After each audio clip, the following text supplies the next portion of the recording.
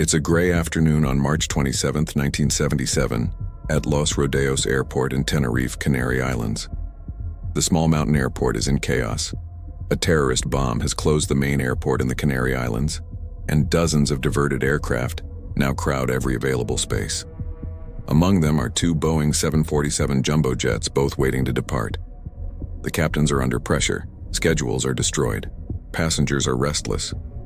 And now a thick fog is rolling down from the mountains, reducing visibility to almost nothing. The control tower can no longer see the runway. Pilots can barely see beyond their cockpit windows. Radio communications are confused and overlapping. In the confusion and fog, a series of small misunderstandings is about to turn a difficult afternoon into an unthinkable tragedy. This is the story of the Tenerife Runway collision. The chaos begins. The day started with a bomb.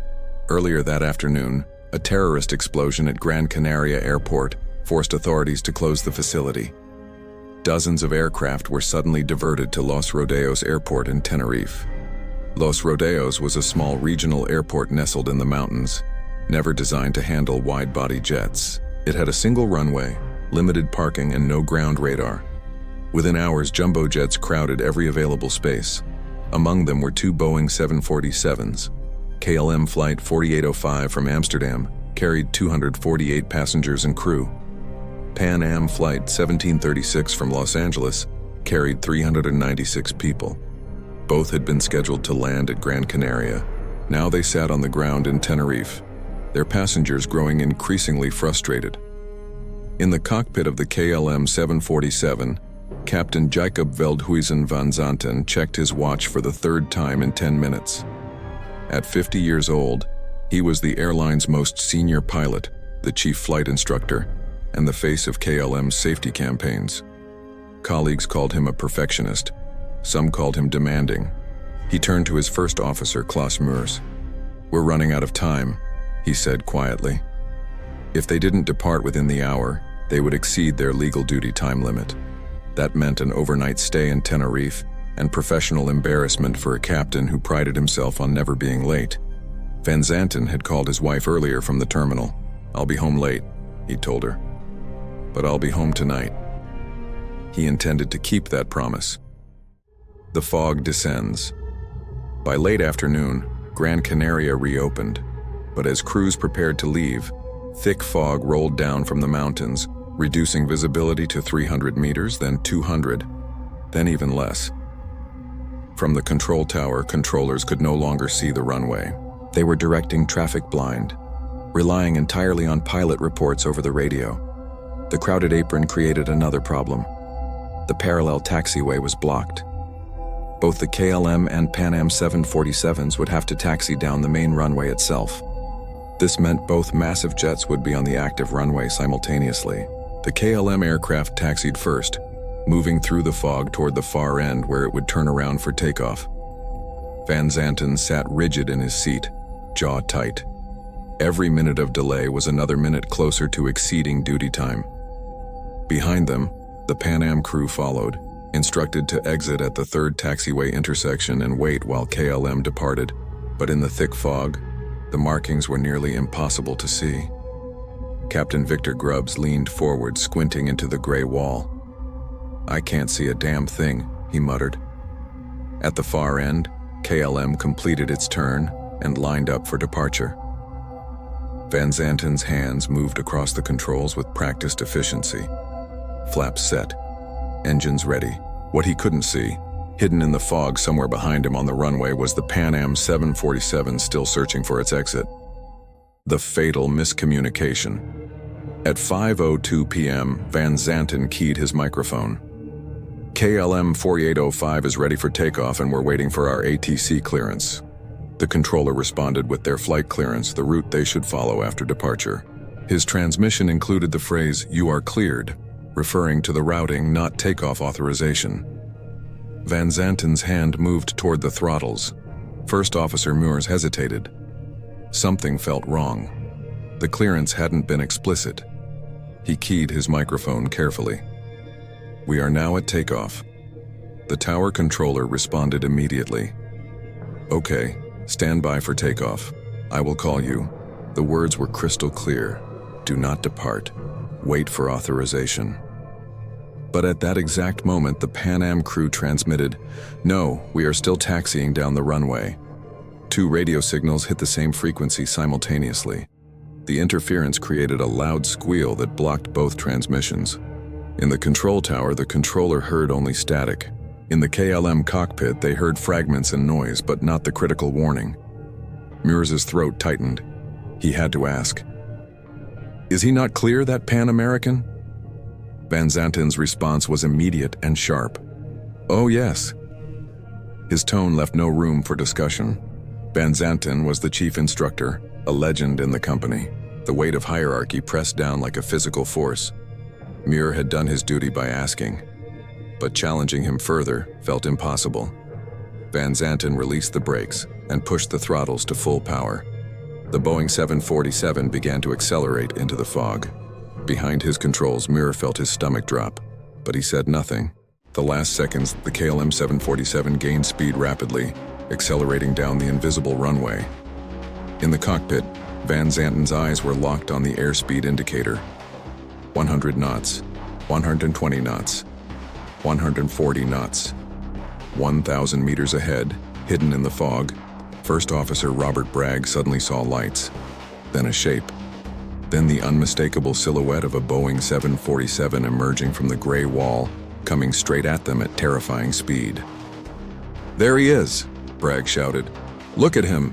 God damn, that son of a bitch is coming." Captain Grubb slammed the throttles forward and yanked the control yoke hard left, trying to steer off the runway. Flight engineer George Warnes grabbed the radio. "Get off, get off, get off!" In the KLM cockpit, flight engineer Willem Schroeder suddenly saw the Pan Am aircraft ahead filling the windscreen. "Get off, get off, get off," he screamed. Van Zanten's eyes went wide.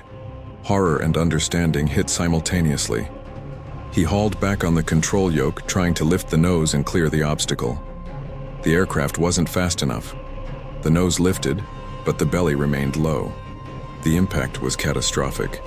The KLM's fuselage struck the top of the Pan Am aircraft. Metal tore through metal with a sound like thunder. The Pan Am's roof ripped open, exposing the passenger cabin. Seats, luggage, and people were thrown into the air. Fuel lines ruptured. Fire bloomed in massive orange clouds. The KLM bounced back into the air, climbed maybe 50 feet, stalled, and fell. The impact broke the fuselage apart. Fuel ignited in a fireball visible for miles. Inside the KLM cockpit, Van Zanten had perhaps 2 seconds to understand what he had done. Then the fire consumed everything. All 248 people aboard KLM Flight 4805 died instantly. On the Pan Am jet, the forward half was an inferno. But miraculously, the rear section remained partially intact.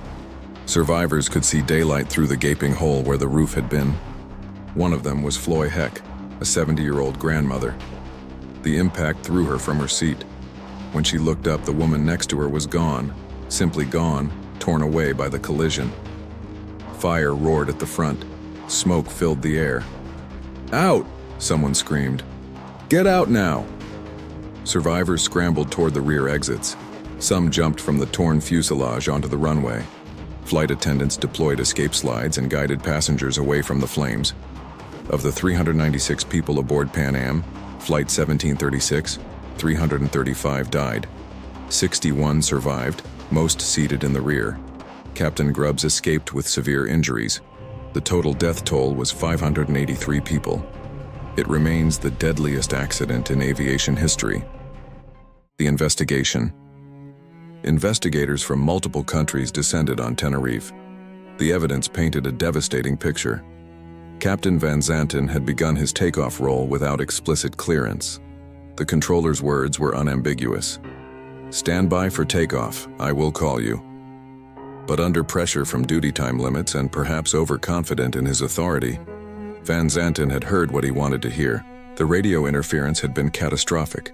The Pan Am crew's warning transmitted at the exact moment the tower was responding to KLM. The simultaneous transmissions blocked both messages. If that warning had been heard clearly, Van Zanten would have stopped immediately.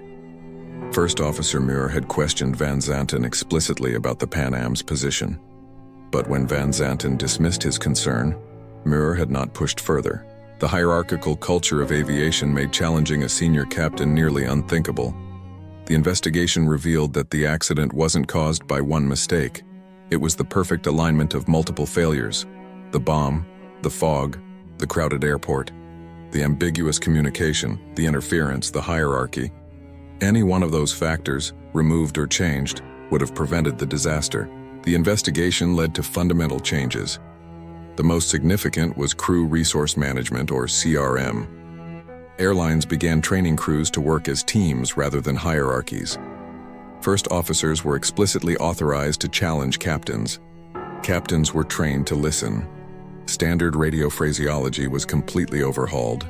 The word takeoff could only be used in two contexts: cleared for takeoff from the controller, or taking off from the pilot. Ambiguity was eliminated. The lessons from Tenerife have saved countless lives in the decades since. Today, at Tenerife North Airport, a memorial stands near the site.